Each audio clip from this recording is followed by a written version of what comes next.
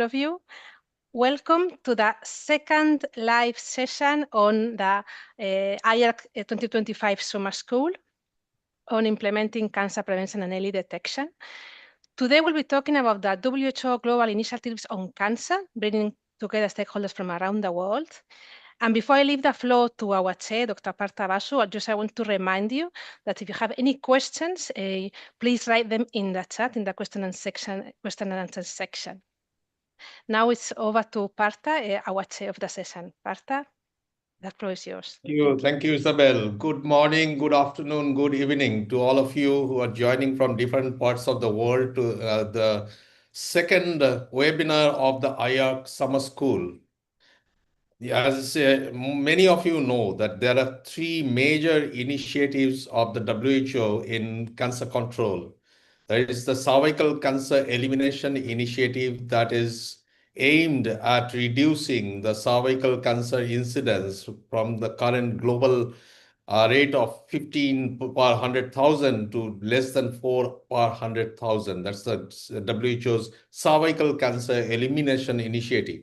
We also had the Global Breast Cancer Initiative that has, again, a target of 60, 60, 80. You will listen from the presenter today. And the third one is focusing on childhood cancer. It is Global Childhood Cancer Initiative. And there again, the focus is to improve the survival of these essentially treatable cases from the current very low of around 30% to 60% globally. So with those specific aims, these initiatives have been launched, and we have today the speakers who are not only eminent in their fields, but these are the people who are actually leading the initiative from the WHO. So we are really fortunate to have Dr. Maribel Almonte, Dr. Roberta Ortiz, and Dr. Mary Ningasi, who will be talking about their the specific initiatives they are involved with. So without further ado, I would like to invite Dr. Maribel Almonte to do her presentation. Dr. Maribel, who is a good friend, she has been at IARC for quite some time. She is a well-recognized international leader in cancer epidemiology with more than 20 years of expertise, especially in cervical cancer prevention and control. And she has been the head of prevention and implementation unit at the international agency. And in 2022, she transitioned to the WHO, and she is giving the leadership of the WHO cervical cancer screening and treatment living guidelines, developing the target product profiles for HPV tests, and many other similar projects. So welcome, Maribel, for your presentation on Cervical Cancer Elimination Initiative. Hello, everybody. Good morning, good afternoon, good evening. Thank you, Partha, for introducing me. It is a pleasure to be in this webinar, particularly because my heart belongs to IARC, despite the fact that I am now at WHO for the last 3 years. So today I'm going to speak about how the Cervical Cancer Elimination Initiative is ongoing. So we are trying to move towards eliminating cervical cancer. Just a second. Something that we did. Oh, that's it. So as Partha mentioned, the elimination is based on the fact that we want to eliminate cervical cancer as a public health problem. And in May 2018, the director of the WHO called for action to eliminate cervical cancer. And in 2020, under the resolution WHA 73.2, the strategy to eliminate cervical cancer was endorsed by member states of WHO. The strategy sets as a threshold for elimination the age-adjusted incidence rate of less than 4 invasive cervical cancers per every 100,000 women a year. And to reach this elimination, or to move towards this elimination, countries should try to achieve 2030 targets in 3 pillars. First, try to vaccinate 90% of girls by age 15 against HPV infection. Second, try to screen 70% of women, preferably age 30 to 45 years, twice in life. And third, to try to treat or give clinical management to any identified disease, 90% of treatment of precancer or management of cervical cancer. And this elimination strategy is within the remit of the Sustainable Development Goals 2030, by which we want to reduce by 30% the mortality from non-communicable diseases. Just to give you a picture, perhaps you've been listening about Globocan. I'm sure you're very aware about Globocan, but I just want to give you a picture of how the incidence and mortality rates are being, according to Globocan 2022, by WHO region and by country income. So we could see that overall we have a 14.1 age standardized rate per 100,000 women, incidence rate, and a 7.1 mortality rate. And we could see that the highest rates, both for incidence and mortality, happen in the African region. When we look by income, it is not surprise either that the lowest rates are those from high-income countries, but we also have the highest rates from the low-income countries. Just to give you a brief picture. In 2023, following the strategy releasement, we also work on the monitoring and evaluating framework to follow up what was happening with the initiative. And here I show you some of the indicators, the main indicators that were considered at that time. We are currently updating these indicators. And I'm pleased to tell you that by September this year, we will be publishing the Global Status Report on Cancer 2025, and we will increase some of the progress data on this report. WHO has established some strategic action per each pillar. So for the 90% vaccination target, we want to secure sufficient and affordable vaccines. We want to improve the quality of and to increase the coverage of vaccination. Of course, we want to improve the communication and the social mobilization, and we want to innovate to increase the efficiency of vaccine delivery. This is a picture of how the introduction of HPV vaccination is ongoing. 149, so 77% member states, have already introduced HPV vaccination in their national immunization programs, and the single-dose schedule following the position paper of WHO in December 2022 has been adopted by 72 countries globally, including 10 low, 53 middle, and 9 high-income countries. If we look at the coverage of HPV vaccination globally, we could see here that there is a 27% coverage. And if we look by region, the Americas has the highest coverage at 68%. And then we could also see that the trend of the coverage is that it is increasing strongly since the launch of the initiative, despite the COVID time. But we could see that there are large differences between regions, between the highest in the Americas and the lowest in the Eastern Mediterranean region, and also by income. And we also understand that the estimates from the Southeast Asia region are affected by the non-introduction in India, and those from Western Pacific region affected by China. So therefore, if we look at the coverage within countries that have already implemented, we could see that there is a more positive, let's say, picture, with still, among the 149 member states that have introduced vaccination, the overall coverage, the overall coverage is 60%, and the coverage among regions is better, except for the Eastern Mediterranean region, which keeps being very low. If we look at the strategic actions for the second pillar, for the screening, there are a number of actions that we have highlighted, like enabling an environment for screening. This means understanding the barriers and improve the information once more, to promote simple screening algorithms, to ensure affordable supply of high-performance screening tests and treatment devices, to strengthen the laboratory and screening service capacity, and to integrate the screening and treatment services into primary care and other health programs.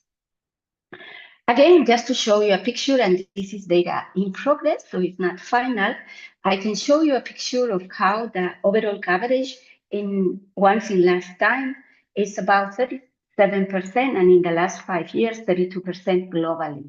And we could see that again, the Americas, and in this case, Europe, are the ones that are leading with higher coverage with any test, not necessarily a high performance test by any screening test in the age group of 30 to 49. If we look by income, it is not surprised to see the 81% coverage of high-income countries, where usually there are population-based screening programs, versus the low and middle-income countries of 27 once in lifetime. So looking at the strategies that WHO proposed, and these involve strategies both for the screening and the 90% of women being treated when they are identified with disease, we have released in 2021 guidelines for screening and treatment of cervical precancer. We continue to update these guidelines in a process called the Living Guidelines. We have actually produced the target product profiles for HPV screening tests, and we have started the private sector dialogues, both trying to ensure affordable supply of quality assured high performance screening tests and treatment devices. And I will go a little bit on each of these topics. So if we look at the guidelines from 2021, we wanted to promote a screen and treat or a screen, triage, and treat algorithms. There are certain differences between the general female population and women living with HIV who are at higher risk of developing both precancer and cervical cancer, and also for whom we didn't have sufficient information to go broader in the recommendations.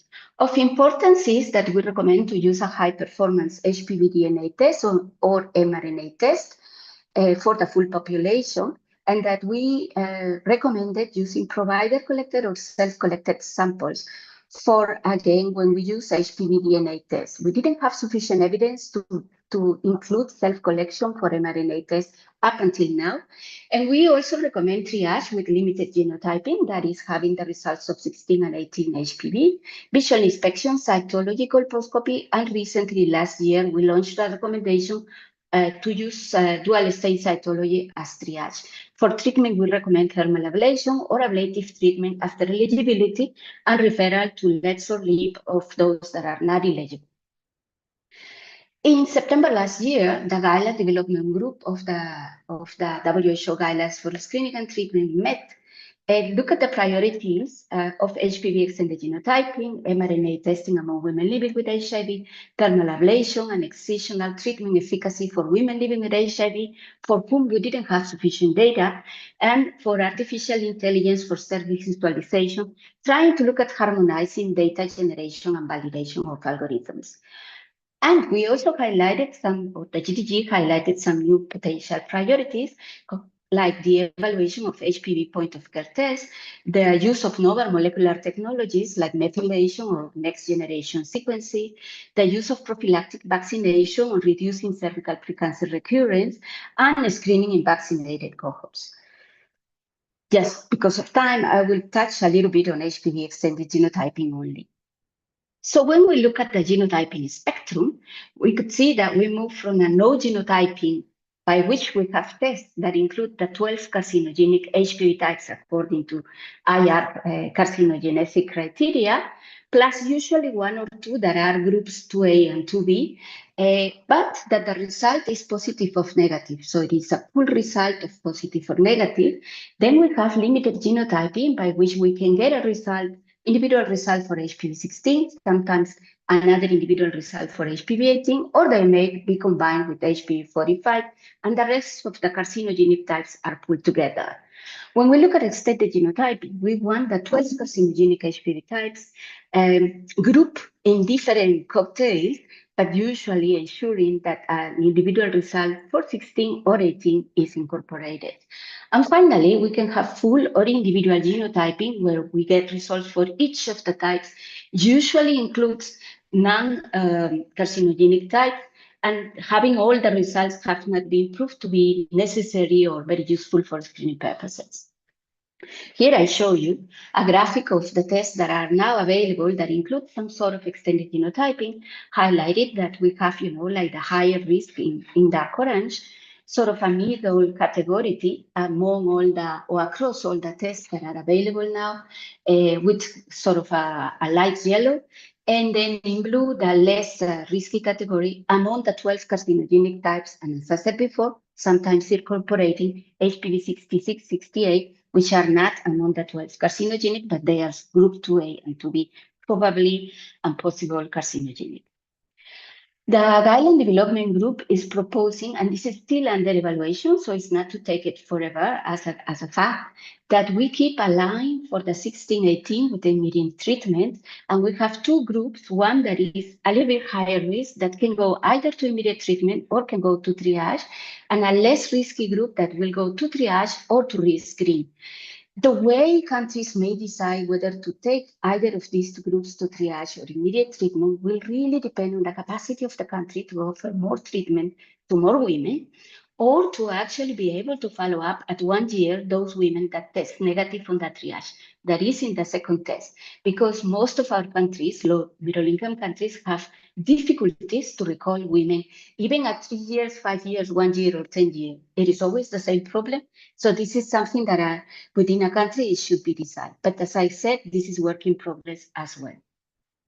One of the things that we realized at WHO is that there are so many HPV tests in the global market, but very few of them are being used.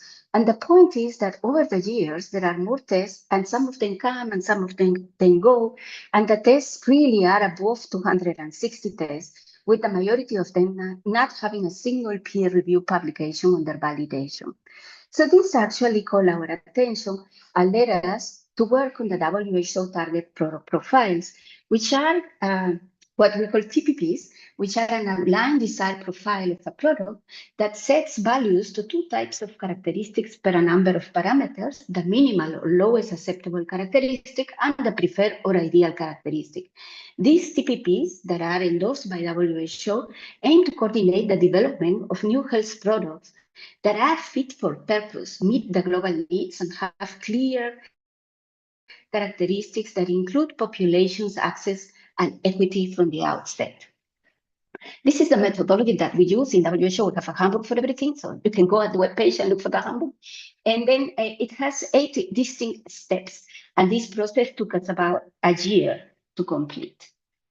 So while we were doing this process, the first thing was to look at what is it there outside in the pipeline. In 2019, there was work from WHO for point-of-care tests for sexual transmitted infections, and this included some platforms for HPV.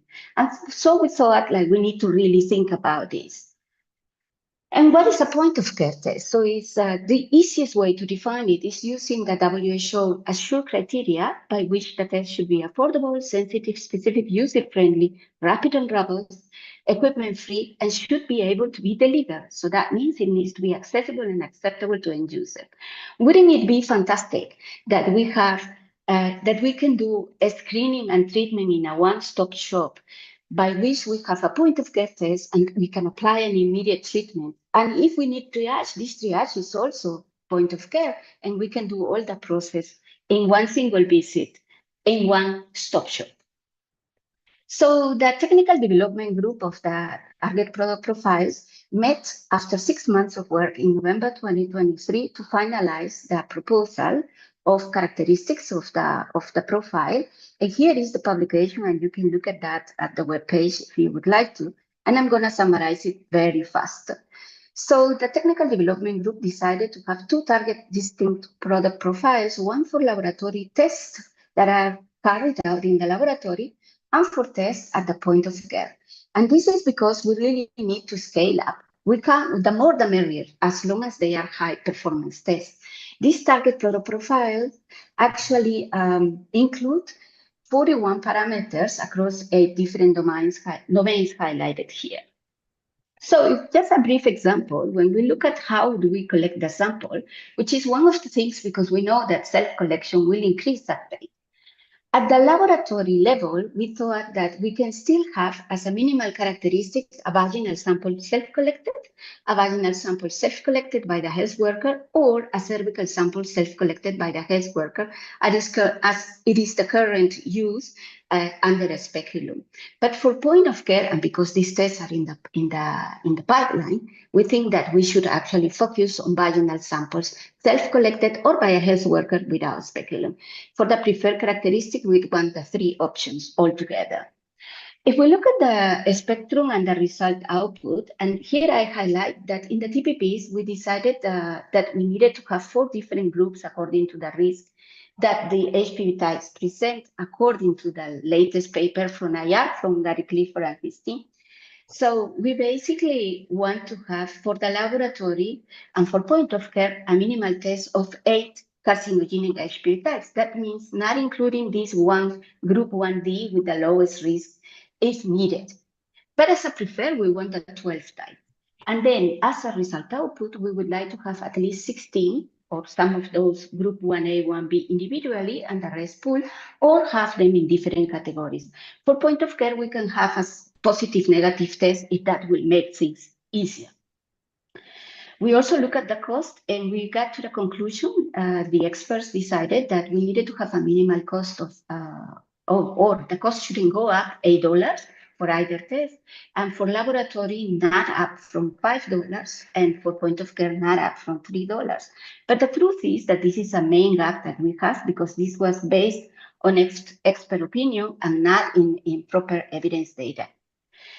Finally, I wanted to take you through the private sector dialogues that we started last year. So we actually set up the asks to the private sector, where we include global access pricing, strategies for sustainability, quality assurance, streamlined procurement, and domestic private pricing that we want to work together with the private sector.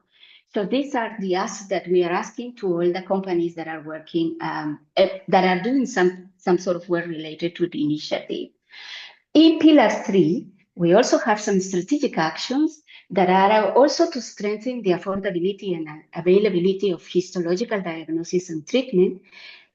Basically, we want to ensure the adoption of management guidelines, optimize the workforce, reduce the cancer stigma, provide comprehensive care for survivors, and most of all, prioritize palliative care as a human right. I wanted to say in summary that cervical cancer is a disease of inequality despite being fully preventable. We know that we should fight this disease. We know that we have sort of the tools. We know the natural history of the disease, and it's still a global health problem. But we think that elimination of cervical cancer is possible through global coordinated efforts and commitments to support countries to achieve targets. The 77% member states have introduced HPV vaccination, and although the coverage is still only 27%, we expect that with most countries moving into one single dose, this will increase rapidly. Transition from visual inspection, cytology-based screening to simple HPV-based cervical cancer screening and treatment is essential, but it's very slow. So we are working globally to increase the access to HPV tests and pre-cancer treatment devices that you will see when we release the global status report, how far we've gone. And we should not forget that we really need to be innovative these days on service delivery, and we should use implementation research to reduce the access barriers across the continuum from HPV infection to cervical cancer. I just wanted to finalize by telling you that a week ago in the 78th World Health Assembly, the 17th of November was endorsed by member states to be an official WHO day. And with that, I thank you all, and I thank everybody that has been supported the initiative. Thank you. Thank you. Thank you so much, Maribel, for this very clear and very informative presentation. You already have a question. We'll take a couple of questions now, and then the rest of the questions we'll have together after the 3 presentations. So the question here is, should we vaccinate the HPV positive women? So currently the recommendation is to prioritize the girls 9 to 14 years of age. This doesn't stop us to go and vaccinate, get into gender neutral vaccination or going up the age up to, we said like from 9 years and above, we can vaccinate. So it is possible because a woman may have been already HPV positive.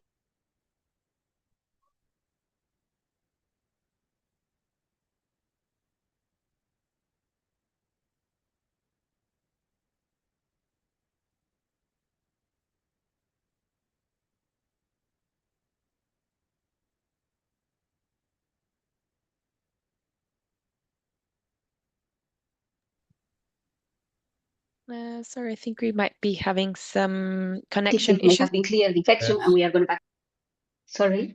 Hello, hello. Hello.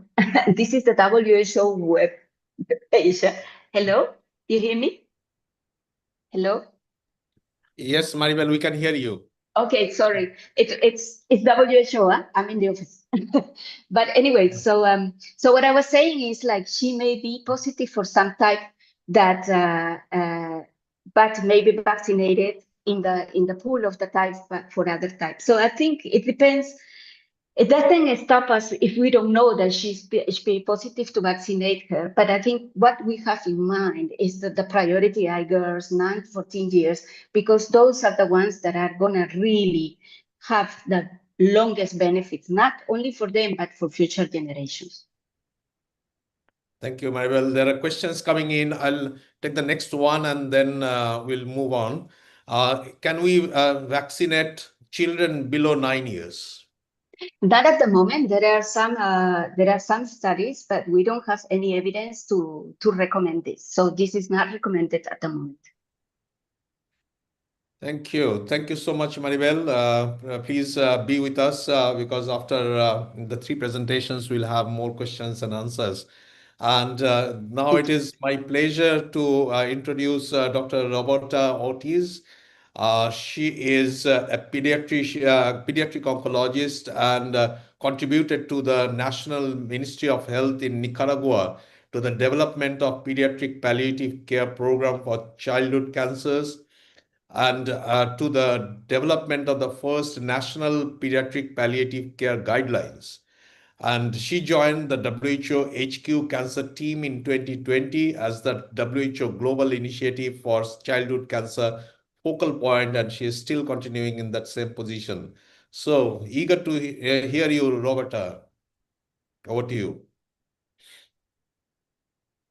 Thank you very much, Partha, for the kind introduction.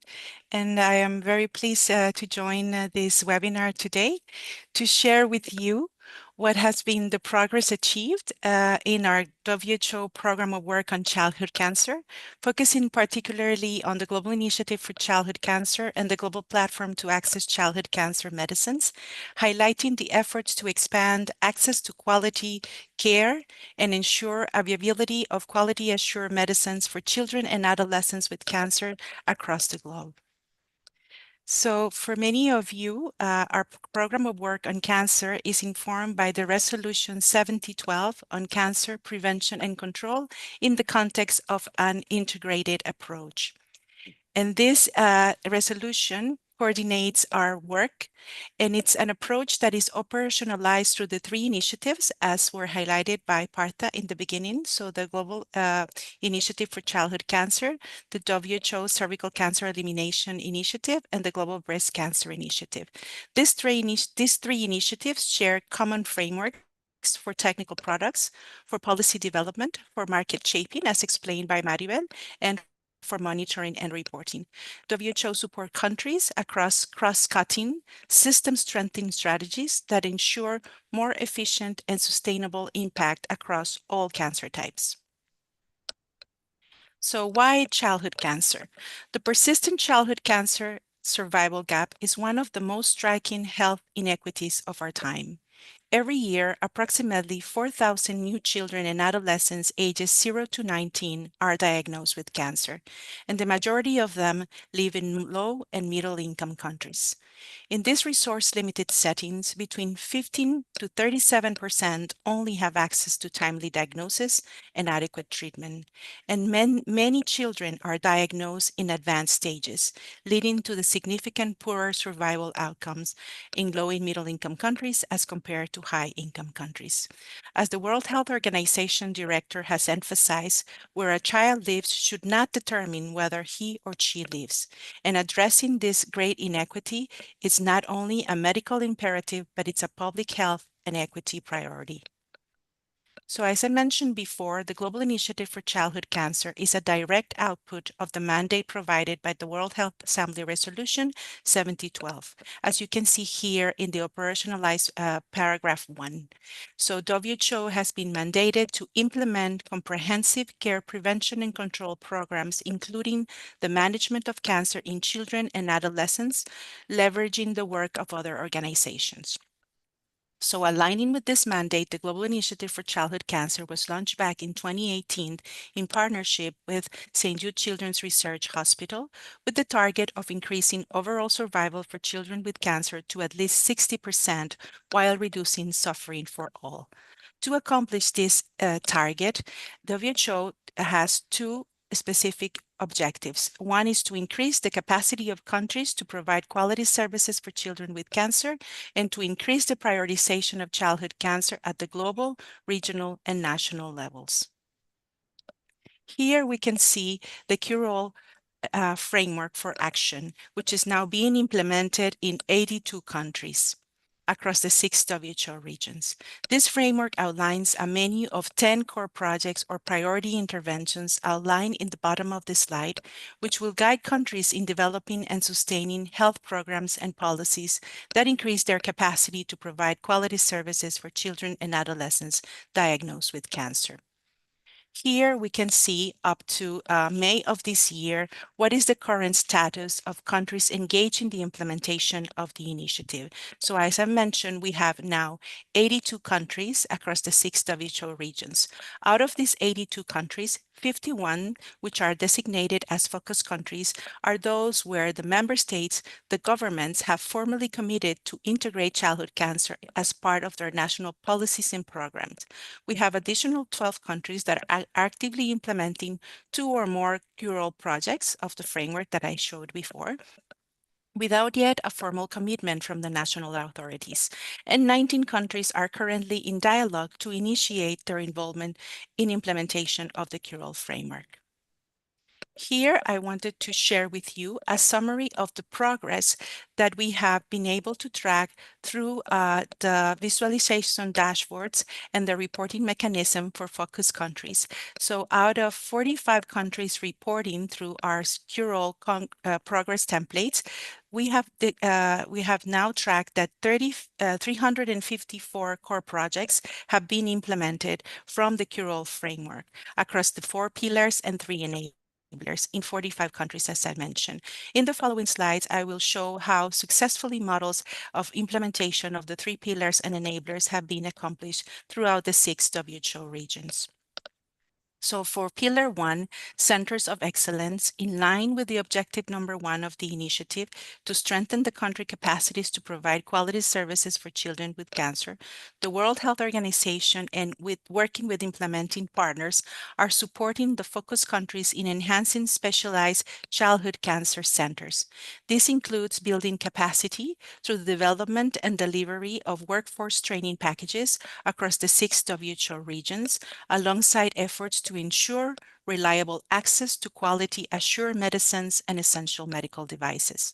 Just in the region of the America, for example, training to improve early diagnosis has led to the reduction in the time of diagnosis, particularly in Peru and in Panama, to 50% from the initial delay time to diagnosis. Another successful example in the implementation of the core project's strengthening referral pathways has been demonstrated in the Southeast Asia region with the implementation of the shared care model in Myanmar and Nepal. This model has helped improve treatment adherence, reducing treatment abandonment, and reducing financial hardship for the families by enabling that the care is provided closer to home. In relation to the implementation of Pillar U for universal health coverage, this has been advancing very importantly in the last 2 years, aligning with the objective to increase the prioritization of childhood cancer into national policies and programs. Since 2019, when the initiative was started to be implemented in the majority of the regions in the WHO, in countries in the WHO regions, 42 countries have included childhood cancer in the formulation of their national cancer control strategies and plans. Development of new legislation has been fundamental to advance the attainment of universal health coverage with the inclusion of childhood cancer into essential benefit packages, particularly in the regions of the Americas, Africa, Eastern Europe, Southeast Asia, and Western Pacific, and to impact in the reduction of financial toxicity for thousands of families of children with cancer. WHO is providing technical support to countries through a series of tools to conduct assessments of their national cancer control capacities and to develop informed national cancer control planning, to do investment cases, priority setting, and budgeting and costing. To advance the objective of the initiative to increase access to quality care via patient-centered efforts, many countries have developed national standards and guidelines for the 6 index cancers. Here you can see some of the examples from countries in the Americas, the Eastern Mediterranean, and Southeast Asia. Since February of this year, and thanks to the Global Platform to Access Childhood Cancer Medicines, as I will develop later, medicines are being purchased and distributed across the 6 WHO regions in the first 6 pilot countries. Here you can see in the bottom of the slide the news release when medicines arrived in February of this year for the first time in Nepal. For Curable Pillar E, robust health information systems are fundamental for planning cancer control and to support health-related decision-making. Working in collaboration with UN agencies as IARC and IAEA and the implementing partners of St. Jude Children's Research Hospital and World Child Cancer, several countries across the 6 WHO regions are participating in the Child Global Initiative for Cancer Registry Development. This initiative complements the Global Initiative for Childhood Cancer and involves the development of implementation strategies, capacity building, and evidence-based standards for childhood cancer registration, particularly in low and middle-income countries. As Maribel mentioned, we are preparing in response to Member States' mandate to produce and launch in September of this year in a side event to the 4th High-Level Meeting on NCDs, the Global Status Report on Cancer 2025. This report features a section of childhood cancer highlighting global progress to the Global Initiative for Childhood Cancer. As we need to report back on the progress on the stated target of increasing childhood cancer survival globally, we understand the limitations on information on survival data, which is rarely reported by national authorities. A new methodology to estimate country-comparable childhood cancer estimates has been developed by WHO and is currently going to start a process of country consultation in the following 2 weeks. The report would also introduce a monitoring and an evaluation framework with specific childhood cancer core indicators that will support countries in tracking national progress in their implementation of their childhood cancer control programs. And to advance about the importance of 3 enablers of the Curable framework: advocacy, leverage, financing, and linked governance. These 3 enablers are the foundation for multi-sectorial action, facilitated the implementation of the pillars, and strengthening the broad health system, and contributed to ensure sustainability and comprehensive national childhood cancer programs. You can see in the bottom of the slide 2 successful models of enablers implementation from Morocco in the Eastern Mediterranean and Uzbekistan in Eastern Europe. In Morocco, with the support of the World Health Organization, an investment case was developed that helped mobilize significant national investments in childhood cancer through collaboration between the government, Ministry of Health, the foundations, the civil society organizations as the Lala Salma Foundation, university hospitals, all securing funding to upgrade infrastructure, provide equipment, and train healthcare professionals to improve the delivery of care. In Uzbekistan, legislative action has supported the development and establishing of a national strategy to combat childhood cancer. And just to share a little bit of what the progress looks like from the work that we do through the monitoring of the Curable Progress templates, 41 countries have submitted for the International Childhood Cancer Day 2025 their posters to provide important insight on the impact achieved in the cure implementation. As you can see here, through the implementation of the cure framework across the 6 WHO regions, approximately 99,000 children have received care across 796 hospitals, strengthening through the collaboration in partnership between WHO and St. Jude. And additionally, the capacities of more than 3,000 health professionals have been enhanced through this impact of GICC implementation. And just to finalize, because I know we're running a little bit out of time, I just want to share with you a complementary initiative that has been now launched and is providing access to free medicines for children across the 6 WHO regions. So in order for us to achieve the stated target of increasing survival, the limited access to quality assured medicines needs to be addressed. 80% of countries engaged in GICC have persistent challenges in securing reliable supply of effective medicines due to significant barriers, including global availability constraints, regulatory hurdles, and vulnerability in procurements. For this reason, to address these barriers and building from the success of the GICC partnership, the WHO and St. Jude announced another significant collaboration in December 2021, and that was the Global Platform to Access Childhood Cancer Medicines, which aims to provide uninterrupted supply of quality assured medicines to approximately 120,000 children in the next 5 years. To the next one. Here you can see the countries that have been benefited by the global initiative, by the Global Platform to Access Childhood Cancer Medicines, with the 6 initiative cohort of countries in 2024, as I mentioned before, are receiving now medicines for the facilities treating children nationally. And in 2025, we are moving forward with another set of 6 countries that will start strengthening their capacity to provide quality assured medicines for children with cancer. And now, just to finalize, I would like to leave you with some reflections. And we know that childhood cancer success depends on partnerships and local empowerment, that the global platform builds on GICC Foundation, offering end-to-end support in medicines access, and it's not a merely donation program. It complements the GICC Cural framework as a health strengthening approach. It provides holistic approach to address persistent access barriers, including storage, handling, and supply chain gaps, and fosters cross-country learning and regional collaboration for sustainable, scalable impact in childhood cancer care, maximizing the impact in children and their families. And thank you very much for your attention. Thank you. Thank you so much, Roberta, for this great presentation. It's really very nice to see some of the LMICs responding to this great advocacy movement, and then country like Morocco, coming to that level of, achievement of having 80% survival, 5-year survival.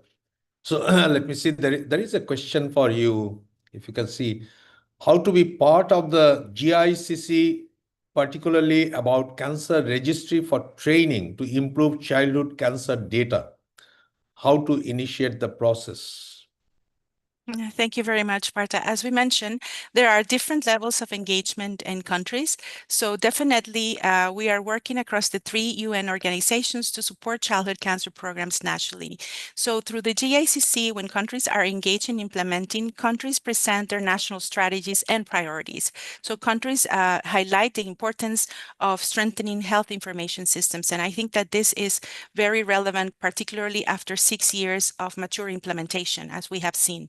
So it's very important that this is among the priorities, and the WHO together with IARC are providing this support. You probably are aware, many of the people participating in this webinar know about the regional hubs that IARC has and the different strategies to support capacity building and strengthening of health information systems, particularly to link childhood cancer facility registries to population-based registries. So this is a work that is being conducted together with IARC and with the support, as I mentioned, from our partners from St. Jude Children's Research Hospital, who are working with the facilities to strengthen their health information systems. Thank you. Thank you, Roberta. So we'll proceed with the next lecture. Please be with us. We'll have more time for interactions. So it's my pleasure to invite Dr. Mary Nyangasi, who is who joined the WHO in January 2024 as the technical lead for the Global Breast Cancer Initiative of the WHO. And she is currently focused on implementation of the Global Breast Initiative and the integration of women's cancers into national cancer control planning in the different member states.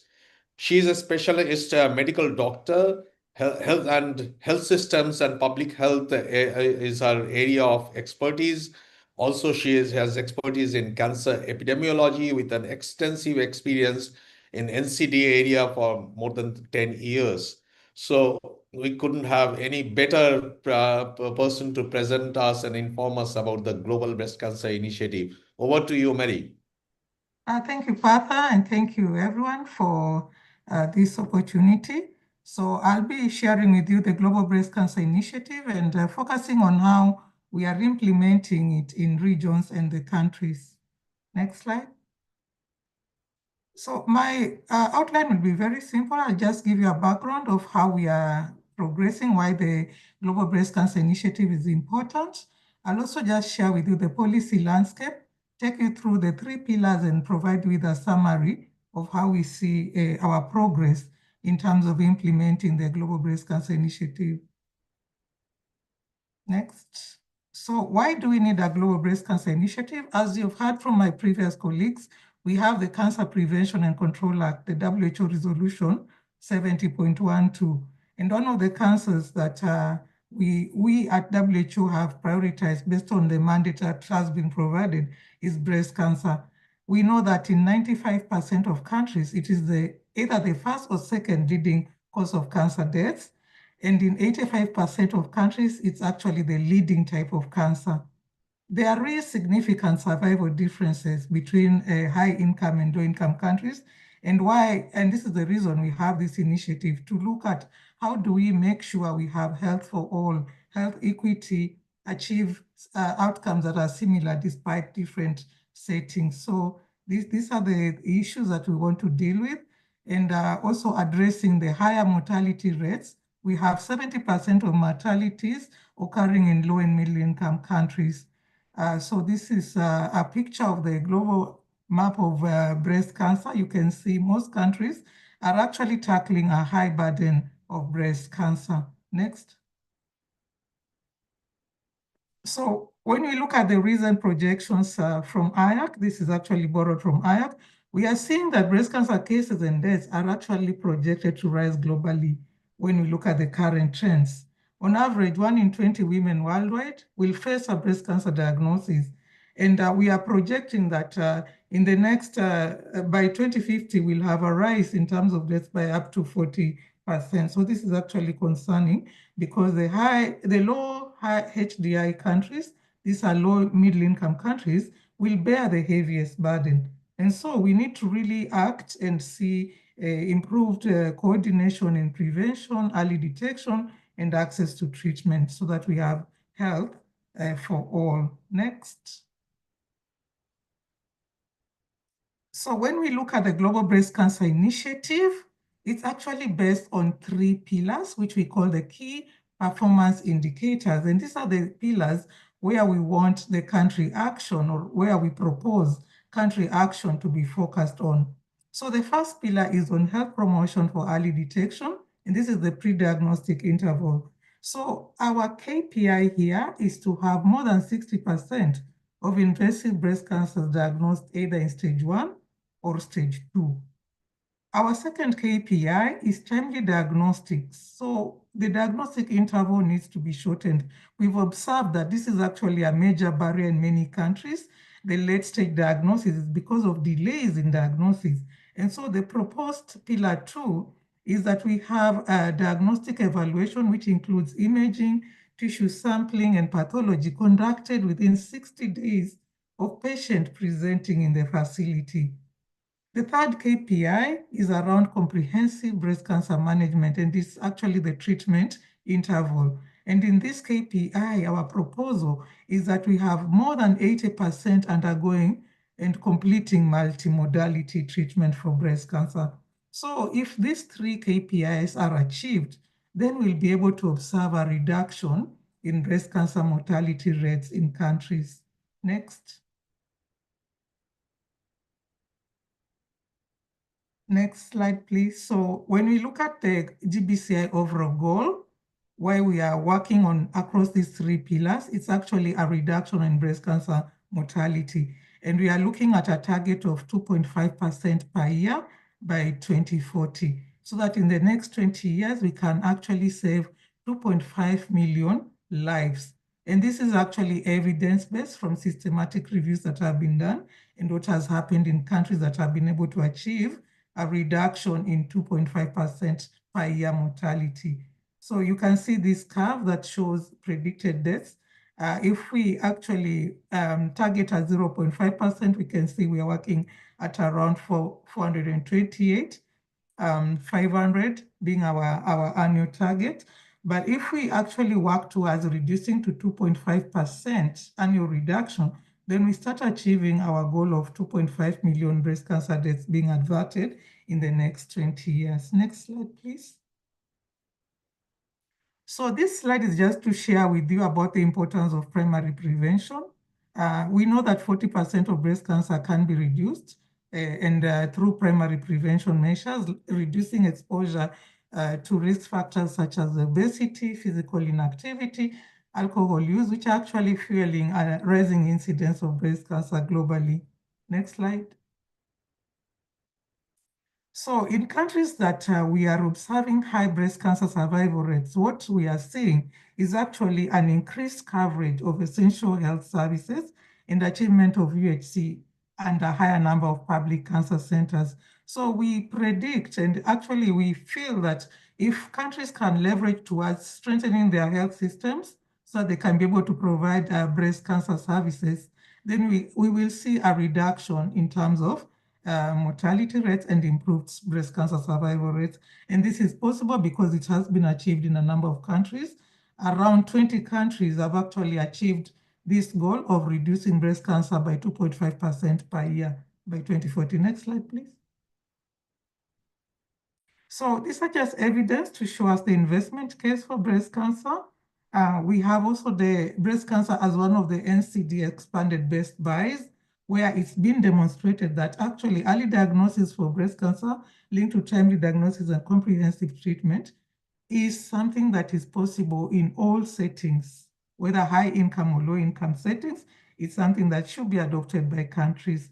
And we have investment cases that have been done in the area of breast cancer, including in Kenya, in Mozambique, and other countries. Next slide, please.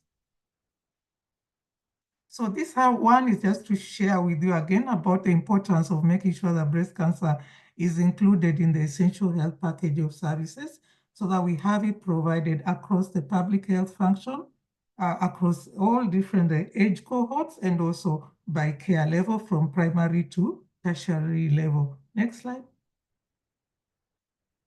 A slide that just shows us in detail what is required across the three KPIs.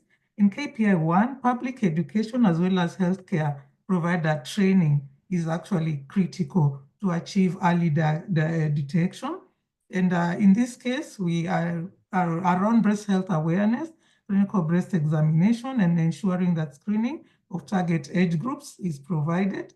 And pillar 2, we are focused on the issues to do with clinical follow-up, making sure that breast cancer abnormalities are able to get clinical evaluation, followed by imaging, tissue sampling, and pathology within the shortest time possible. And in the last treatment pillar, we are focused on the multimodality treatment, which involves staging. And then from staging, then we start to provide the treatment, which normally involves surgery, chemotherapy, and radiotherapy. And after treatment, some women who have hormone receptor positive disease will require endocrine therapy for up to 10 years in some cases. Next slide. So I won't again talk so much about this, but let me just focus a bit on KPI 1 because I noted that the presentation was on early detection of breast cancer. So when you're talking about early detection of breast cancer, we have to look at it in two areas. It is around screening and early diagnosis. So when we are providing screening services, we're actually providing services to a healthy population. And this involves just screening all women who are eligible. Most of the time it's women from 50 to 69 years, where we've seen that mammographic screening has impact in reducing mortality. But when we're talking of early diagnosis, it's about providing services to people who have been observed to have symptoms. And basically what I want to say here in this meeting is that we at WHO now are focused on breast cancer early diagnosis as an entry point. We have actually realized that through early diagnosis, we can actually downstage breast cancer. Also realizing that in most countries, screening mammography may not be feasible. So we are advocating that all countries at least start early diagnosis for breast cancer so that we can be able to downstage cancers as we transition in future towards screening programs when resources are available and this is feasible. Next slide, please. Next slide. So again, just to emphasize that early diagnosis is a prerequisite to screening programs, and there is need actually to achieve what we call health system readiness before we start screening programs. Next slide. Next slide, please. So in KPI 2, we'll not repeat again, but I have emphasized the need for achieving diagnostics within 60 days of presentation. So I will be able to provide you with links to these resources which are publicly available and you can read more about Pillar 2 and what is being recommended from WHO. Next. So we have a number of resources that we have developed for countries that can be used. For example, the Guide for Establishing Pathology Laboratory in the context of cancer control. Next slide, please. We have resources that I have listed here, and these slides will be shared with you for your use. Next slide. And in the area of comprehensive treatment, I just want to emphasize that a delay in treatment of 8+ weeks results in survival loss of 3 to 5%, and time to initiate treatment completion actually significantly impacts outcome. So timeliness in terms of treatment initiation is important for breast cancer. Next slide, please.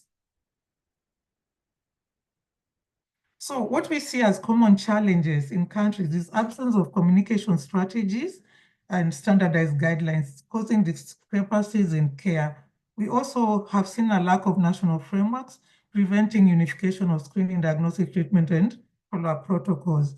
There's also limited access in terms of services for breast cancer prevention, treatment, and diagnosis, hindering outcomes. We have also seen in many countries lack of institutionalization of breast health awareness, early detection and management. So we see in many contexts where there's just like awareness campaigns that are not institutionalized, and this has hampered progress in terms of achieving KPIs.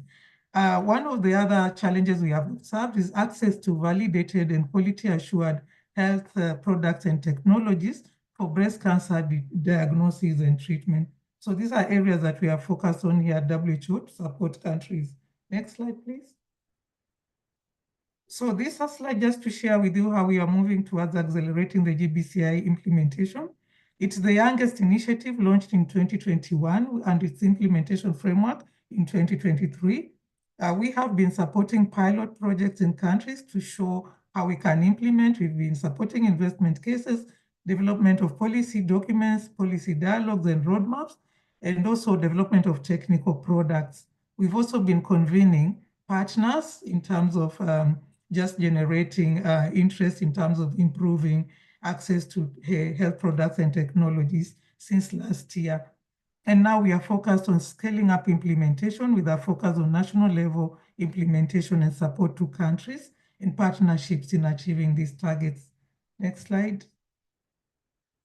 So this is to show you some resources that we have available on the GBCI CAP platform. Please just, you can take a look at these resources, a number of resources from partners as well as WHO trilateral agencies, IAC, IAEA, and WHO HQ that will assist you in implementing the breast cancer initiative. Thank you for listening to me. So my last slide is just to share with you that breast cancer is a major concern and needs to be prioritized to achieve health equity. It's an index malignancy that can be used by countries to strengthen their national health systems because it occurs everywhere and covers the entire cancer continuum. Maybe the last I can also say is that it's possible to reduce breast cancer mortality with a good return of investment. We have the tools to prevent, detect, manage, and palliate breast cancer, and we need to build political commitment. Many countries have the assumption that breast cancer is expensive. This is not true. We have shown that in the investment case that it's actually one of the cancers that can produce significant returns on investments. Thank you, and over to you, Partha. Thank you. Thank you so much, Mary, for informing us about this very important initiative that is essentially targeted to tackle a cancer which has, in the last 1 decade, become the #1 cancer of humanity. So we have a question for you, Mary. This is, okay, I'm reading the question. What does multimodal breast cancer treatment encompass? For instance, family-based comprehensive care has been shown to be effective in most of the developed countries. Any activity in promoting it in LMICs? Thank you, Partha, for this question. Multimodal treatment of breast cancer involves surgery.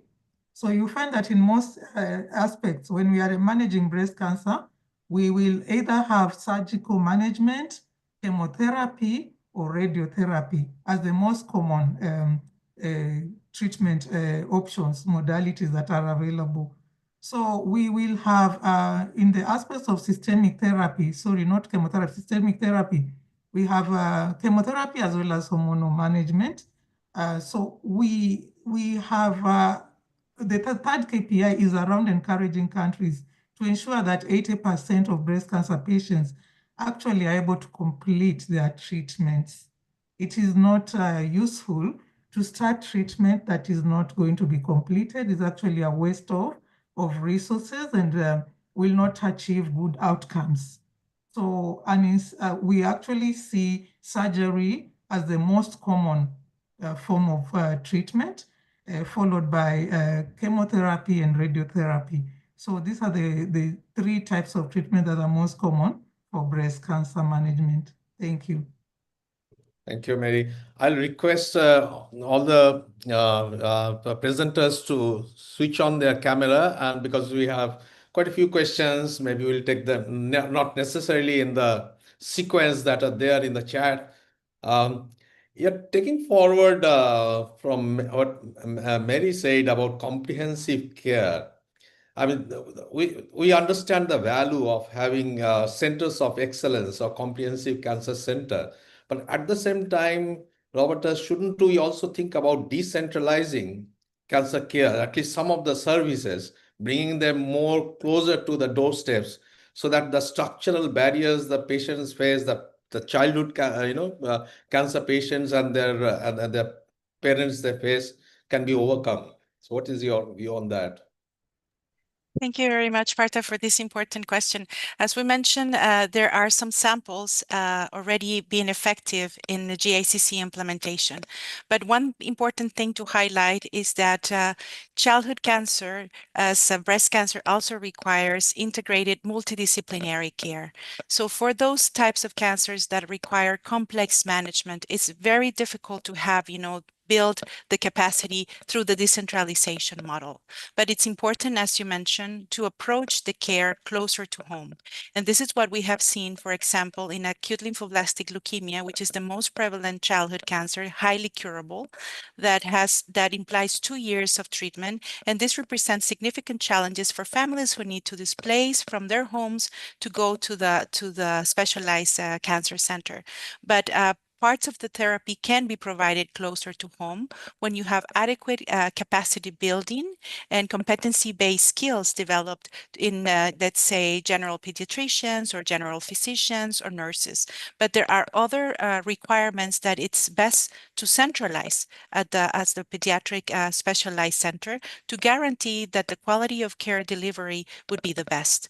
So that's a very important aspect in childhood cancer, and particularly because the treatment does not only involve, the diagnosis, the treatment, the radiotherapy, but the comprehensive people-centered approach to support the child and the family.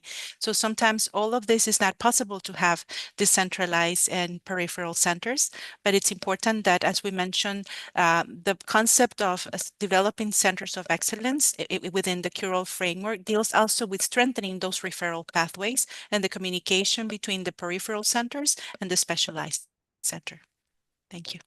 Thank you. Thank you, Roberta. I mean, a question to Mary is, one of the major, obstacles in improving diagnostic care is the pathology services or lack of adequate pathology services in the LMICs. I mean, when it comes to breast cancer, we understand that core biopsy is the standard of care. Of course, we need the immunohistochemistry as well.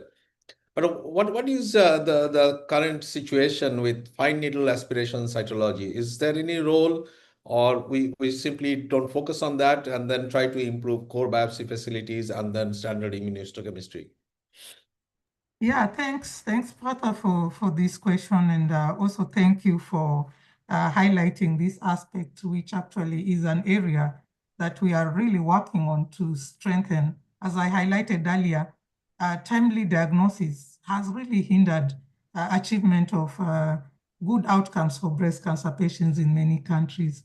So in terms of pathology laboratories, we have resources we have shared around how to establish them. For breast cancer, I know Robert has mentioned the quality, but for breast cancer, we actually are also leveraging secondary level facilities as places that these services can be provided and not just tertiary.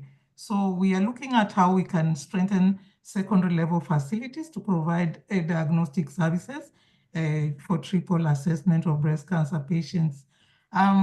We are also keen not only on core needle biopsy, but when you read the implementation framework for breast cancer GBCI, fine needle aspirate is actually an approach that is acceptable.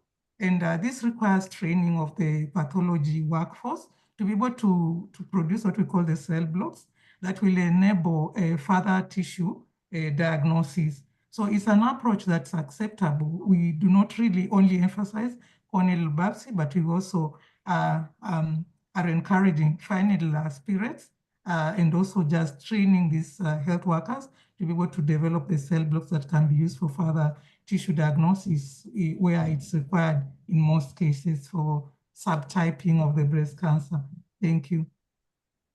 Thanks, Mary. There are two questions for you. I mean, the questions are essentially about role of breast self-examination and role of clinical breast examination as a screening test. So if you can inform the audience about that. Okay, thank you again for this useful, very important question. So in terms of screening for breast cancer, I need to be very clear that it's only mammography that is the recognized screening method for breast cancer. So other methods like breast health awareness, clinical breast exams, these are early diagnostic procedures, and that have been shown to be effective in terms of downstaging breast cancer, but these are not screening tools. So I think we need to be very clear what's our screening tool and what we are using for early diagnosis of the disease. And just to emphasize also the importance of breast health awareness and self-breast examination in terms of when you look at even countries that are implementing screening programs, many patients are actually self-detected. So we cannot also downplay the importance of women being made aware of breasts, their breast health, and also being able to do self-breast examinations for this reason. And so these are complementary methods that are really not screening methods, but complement screening programs. And so we encourage countries to be able to support their women by providing awareness programs so they can be able to be self-aware, be able to do self-breast exams, and also to capacity build healthcare providers on clinical breast examination. And this will help us to achieve early diagnosis of breast cancer. Thank you, and over to you. Thank you, May. Yes, indeed, there have been 2 randomized controlled trials evaluating clinical breast examination as a screening test. Neither of the trials have shown a mortality reduction over time. So that brings us to 2 questions here. I would request Maribel to address those questions. Some basic questions about what is a screening program and how do we really decide which cancers to screen for, which tests to use. So if you can inform about these questions. Yes, of course. I mean, I think the main requirement to start a screening program is to be aware of that the disease that we are intending to screen for is really a public health problem. No? So the incidence and mortality of a cancer, certain cancer, should be sufficiently high to really justify all the effort that a screening program may need. The next point is to start a screening program. We really need to have the test to screen and the means to treat those that will be needing treatment. There is no point to start a screening program if we don't have capacity to treat those that need treatment. And this is something that is a factor. It's even not ethical to actually start a program if we will not be able to treat the people identified with disease. So to select a test for a screening, we really need to consider, well, in WHO, we have a number of tools to do this, like we have best buys. First of all, we need to consider that the screening that is going to be done, there should be an intervention that is evidence-based. So we have evidence-based interventions for cervical cancer, for breast cancer mammography screening. As Mary said, we have evidence-based for colorectal cancer and for cervical cancer, of course. There are many other cancers that are now proposing interventions for different groups, like in lung cancer, for high risk groups, or prostate cancer, etc. But we still don't have the large amount of evidence that we need to move towards that. So things that we need to consider, there should be the natural history of the disease should be well known so that we can actually intervene before the cancer is produced, or we can intervene when the cancer is really incipient in very early stage. The treatment for the cancer or for the precancer should be available so that we can start.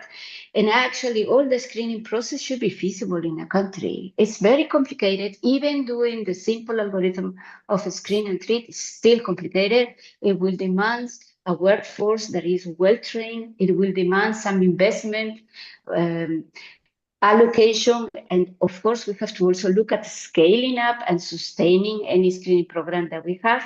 And we should not forget.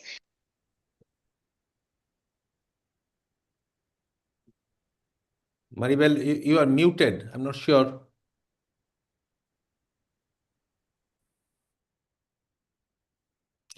You are muted, still muted.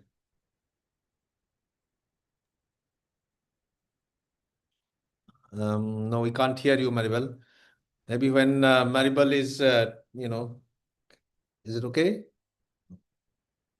I think if you are, I think your headphone has something to this thing. So there are other questions. Again, let me just have a look at them while Maribel is coming back.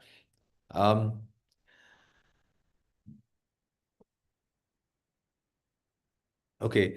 Hear me now? Yes, please, Maribel, please go ahead. Sorry, you didn't hear anything about what I said?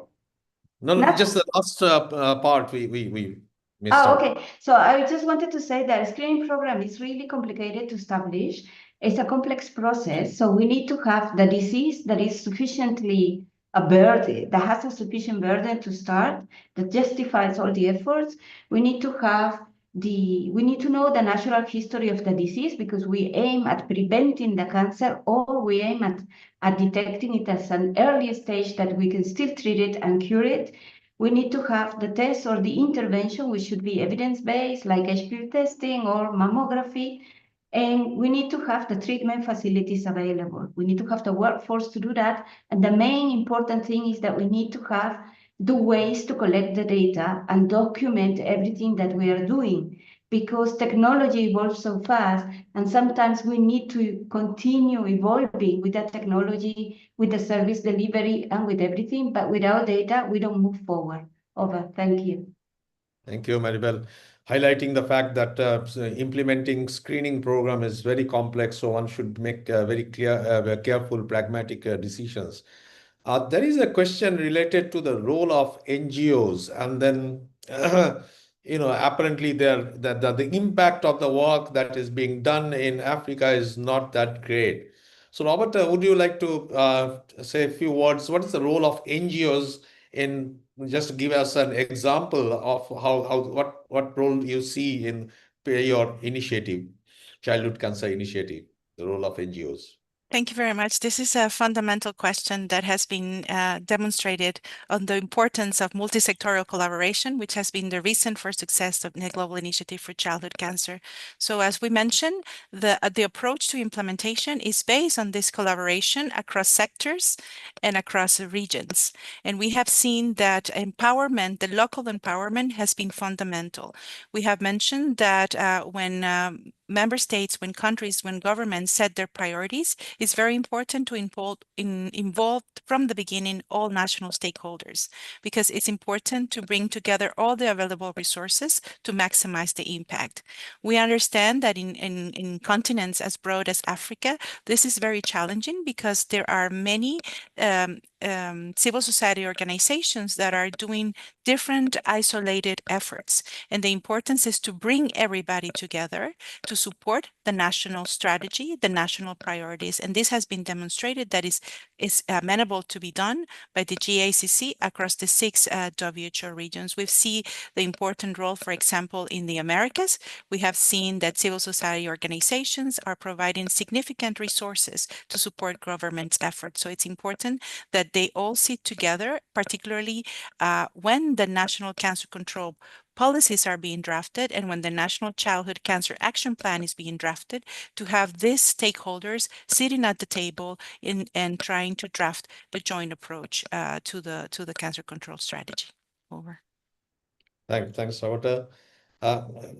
Going back to HPV vaccination, there is a question related to the durability of protection of HPV vaccine.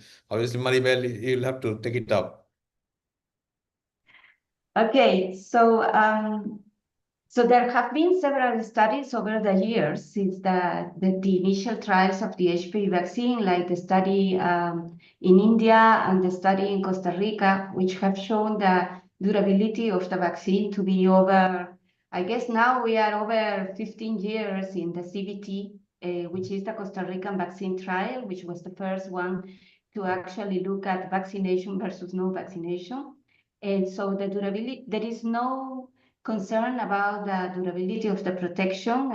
The curves, when we look at the immunization, the national immunization and the immunization provided by the vaccines is quite similar. Over the years, even with 2 doses, with 3 doses originally, with 2 doses later, and with 1 dose.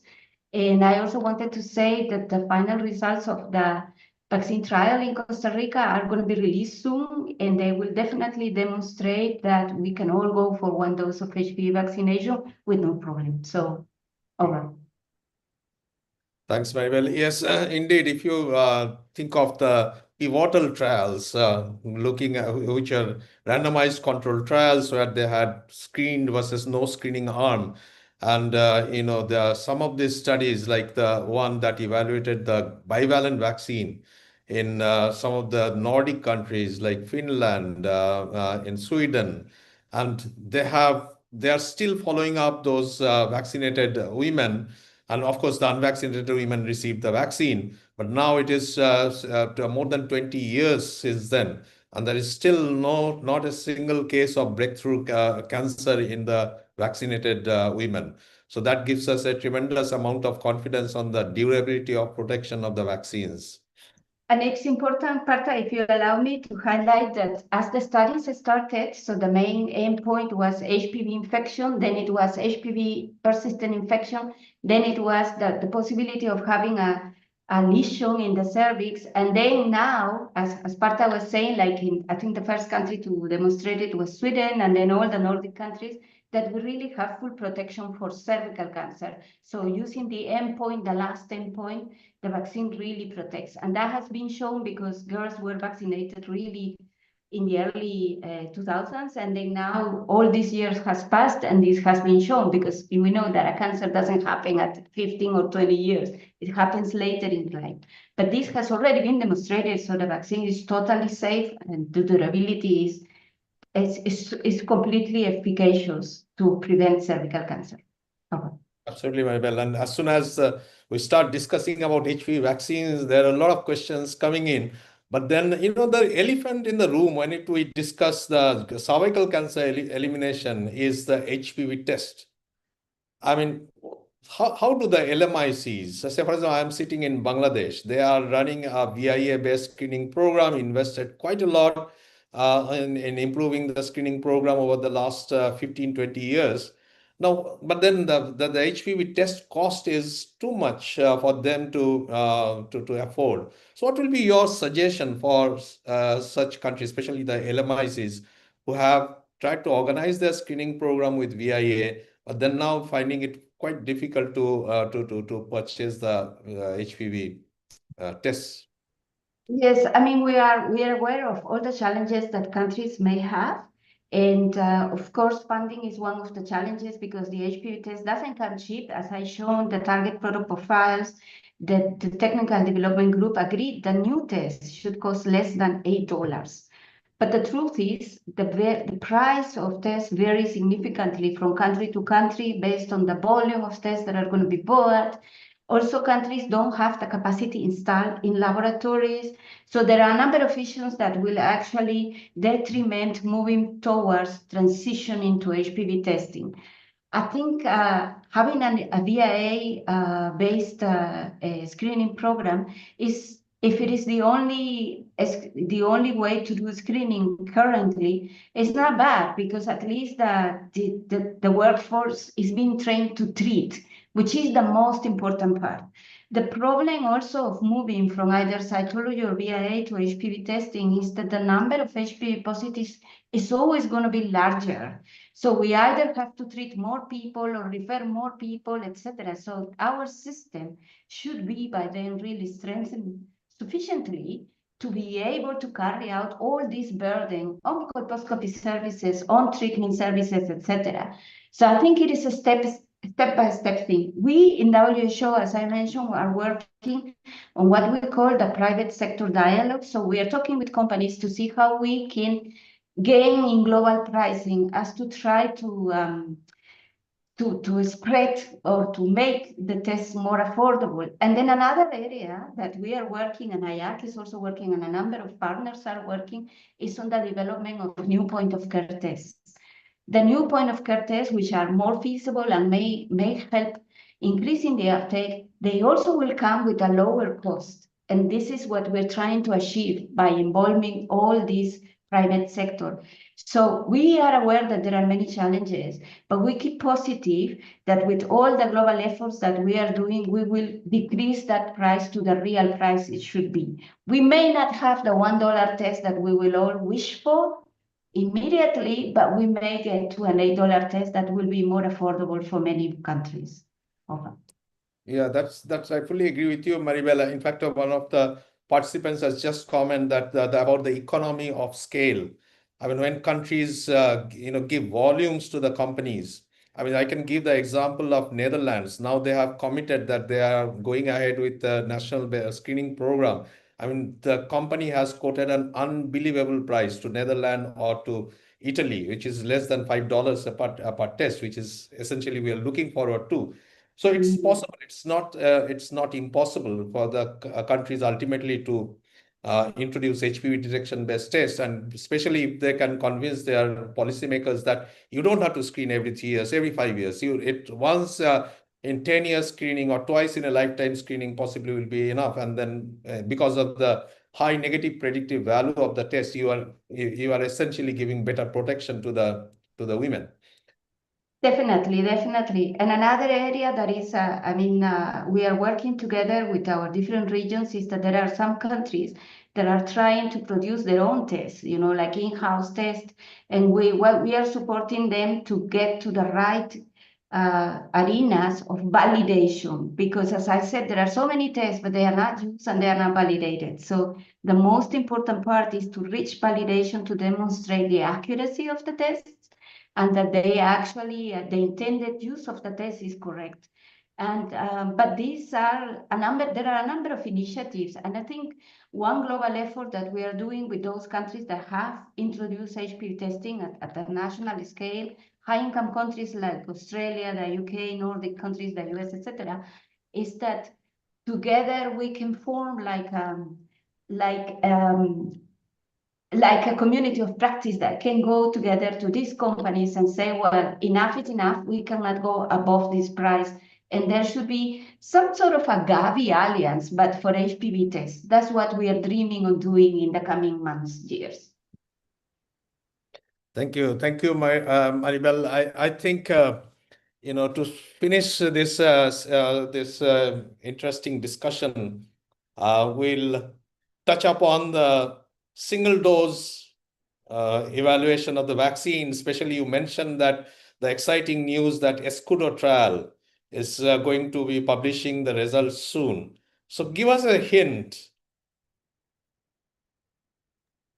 So I haven't seen the results. I mean, I have the results at hand, but I cannot disclose them all. But I know that in the Escudo trial, there was a comparison between the non-valent vaccine and the bivalent vaccine,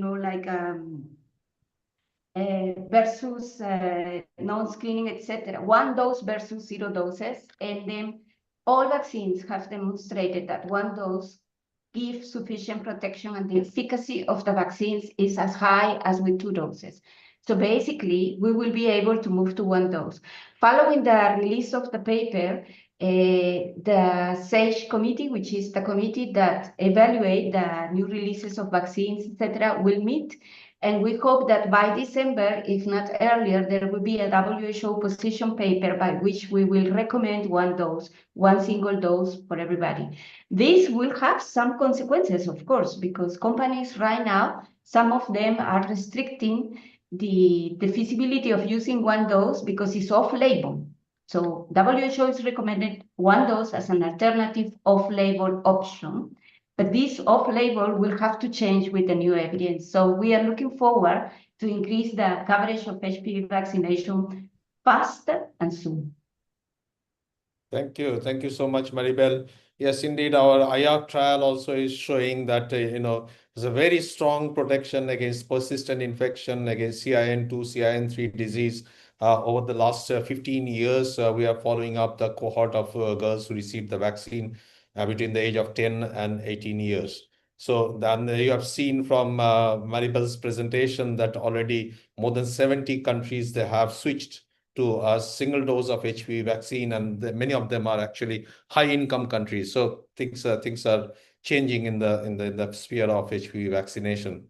So with that, I would sincerely thank all the 3 presenters for not only for their excellent presentations, but also for the very engaging discussion. I was looking at the number of participants. If people have started leaving or not, I can see the number is still exactly the same when we started.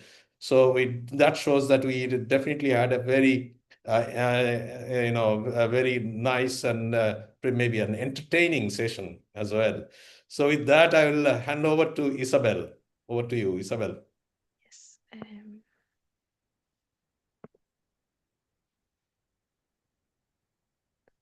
So thank you all for your attendance, for the speakers, for the panelists, and all the audience. And I just want to remind you about the next live session we will be hosting on Wednesday. It's the last of this series of 3 webinars, and it's going to be focused on alcohol. You see here, our chairs are going to be some of our IARC colleagues, so Beatriz Lovis-Secretan and Harriet Runge. And you see here the QR code that you can scan to register. And we look forward to seeing all of you in this next live session. Thank you all for your time. Thank you. Thank all the participants as well. Thank you. Bye. Bye. Thank you very much. Bye-bye.